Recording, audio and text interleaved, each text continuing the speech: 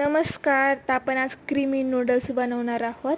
तर सर्वात पहिल्यांदा आपण नूडल्सला कढईमध्ये टाकायचे, त्याच्यात तेल, पाणी आणि मीठ टाकून त्याला बॉईल करून घ्यायचे. त्याच्यानंतरून ते पाणी काढून घ्यायचं आहे आणि त्याच्यानंतर आपल्याला जेवढे व्हेजिटेबल्स आवडतात तेवढे चॉप करून घ्यायचे.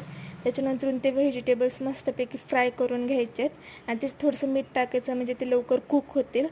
आणि त्याच्यानंतरून एका कढईत आपल्याला टाकायचं आहे थोडंसं तेल, बटर काही टाकू शकता आणि त्याच्यानंतरून थोडासा मैदा टाकायचा आहे आणि त्याच्यानंतरून त्याच्यात टाकायचे दूध आणि दूध टाकल्यानंतरून ती पेस्ट बनेल. त्याच्यात आपल्याला टाकायचे सगळे व्हेजेस आपण जे फ्राय केले होते ते. त्याच्यानंतर आपल्याला जे आवडेल तो सॉस टाकायचा आहे, मसाले वगैरे तुम्ही जे पण टाकू शकता.